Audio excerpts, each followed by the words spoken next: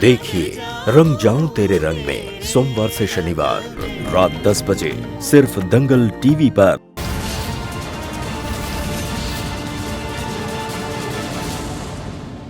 क्या हुआ आप सबको? इतने परेशान क्यों हैं? देवयानी बच्चा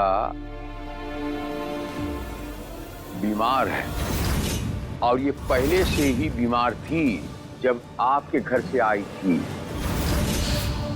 वो बुखार थोड़ा बढ़ गया है। हमने डॉक्टर वक्त बुलाया है, बस आता ही होगा।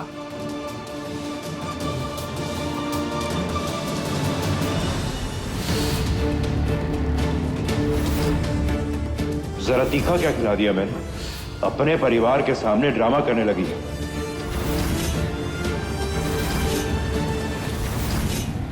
अगर बुखार था तो आप सब यहाँ क्यों खड़े हैं?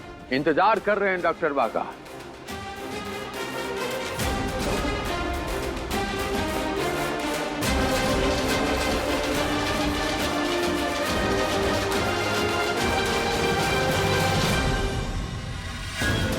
इसे तो सच में बहुत तेज बुखार है।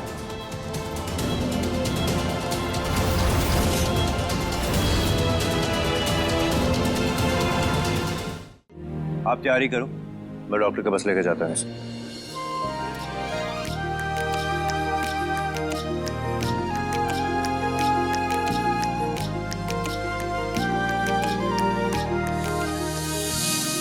तेरे रंगों की इस बारिश में क्या रंग कोई अब बाकी है। तेरे संग कोई उमंग जगे मन में तरंग अब जागी है। तू आंखों से मुझे झूले अब मेहंदी को सजदे करने दे। हर एक दुआ में कहती हूँ मैं रंग जाऊं तेरे रंग में, मैं रंग जाऊं तेरे रंग में, मैं रंग जाऊं तेरे रंग में।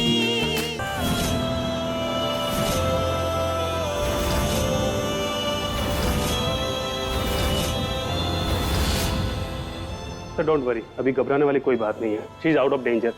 अच्छा हुआ आप इन्हें पहले ही ले आए, वरना ठंड इनके लंग्स पे बैठ सकती थी। Thank you.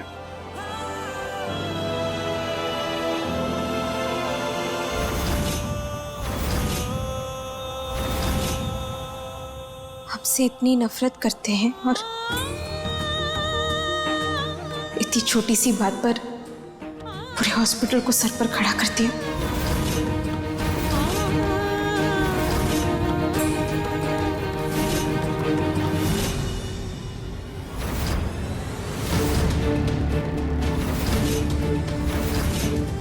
मैंने जो कुछ भी किया है वो अपनी नानी के लिए किया है।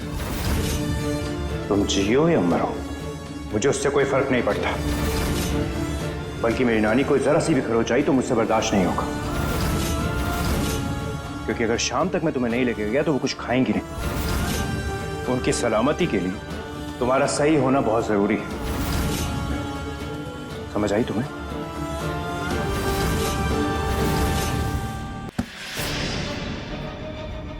पता नहीं इस फैमिली के लोगों को क्या हो गया है, पागल हो गए हैं पूरी तरीके से। सिर्फ उस देवयानी के गुणगान गाते रहते हैं। मेरी तो इस घर में कोई रिस्पेक्ट ही नहीं रह गई है, कोई रिस्पेक्ट नहीं। मुझे ना कुछ करना होगा, जल्द से जल्द कुछ करना होगा। इस देवयानी को घर से निकलवाना होगा मुझे, चाहे उसके लिए कुछ भी करना पड़े, कुछ भी।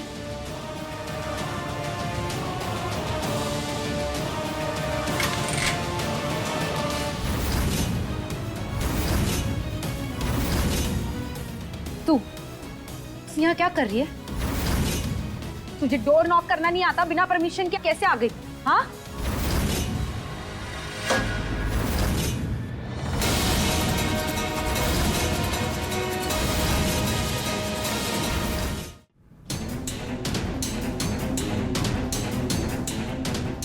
हम आपके लिए खाना लेकर आए थे।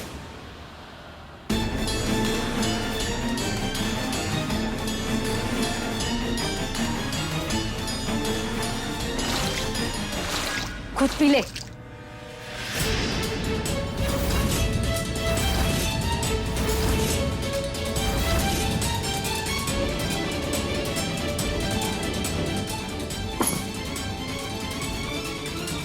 सिर्फ सब कुछ ठीक करने की कोशिश कर रहे हैं दीदी। इस परिवार में जो कुछ भी बिखरा हुआ है उसे संभालने की कोशिश कर रहे हैं। तो आप जो ये गलतियां करने की सोच रही है, प्लीज उसके बारे में सोचना बंद कर दीजिए।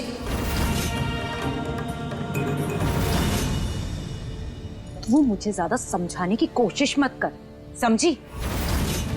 तेरी लाइफ में जो कुछ भी है ना तेरे पास, मेरी झूठन है, बची हुई दी हुई चीजें। तो उससे ज्यादा आगे बढ़ने की औकात नहीं है तेरी, आगे बढ़ने की जरूरत मत।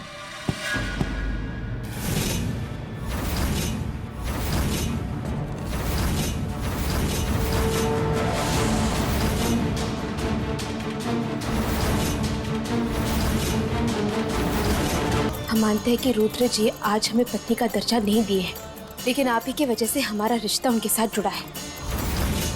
और आज हम चारों की जिंदगियों में जो कुछ भी हो रहा है ना, आपके, हमारे, रुद्र जी और राजवीर जी की जिंदगी में, उस सब के पीछे आपका लालच और आप ही की गलतियां हैं।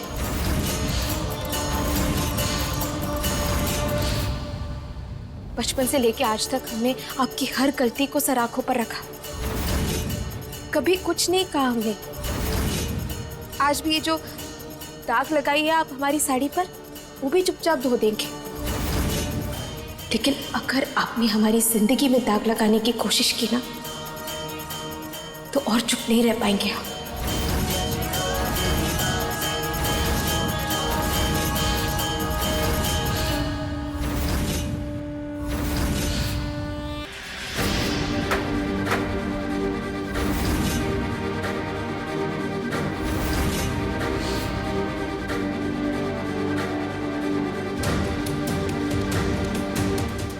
क्या हुआ?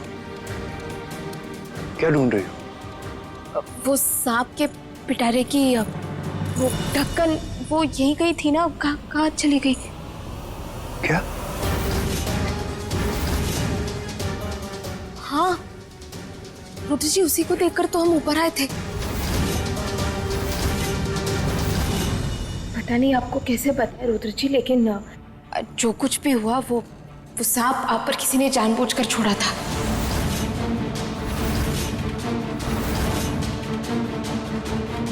किसी ने आप पर हमला करने की कोशिश की है, और हमें यकीन है कि वो इंसान इसी घर का है।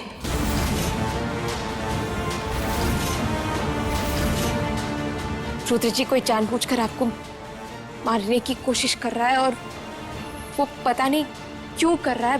वही हम सोचने की कोशिश कर रहे हैं। तुमको ज्यादा ही सोच रही हो। ये मेरा परिवार है, सब मेरे अपने हैं। मुझे भला कोई क्यों मारना चाहेगा? तुम्हें कोई गलतफहमी हो गई।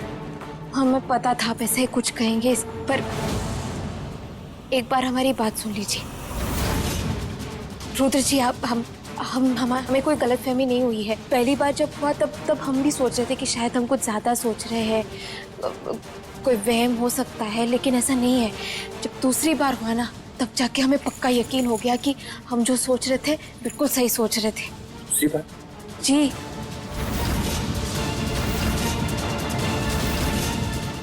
कल रात को जो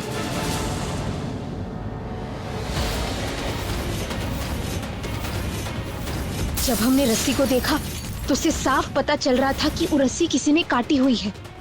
इसीलिए हम आपसे कह रहे हैं कि हमारी बात का यकीन कीजिए, हम जो कह रहे हैं वो सच है। कोई घर का ही इंसान है जो आपको मारना चाहता है।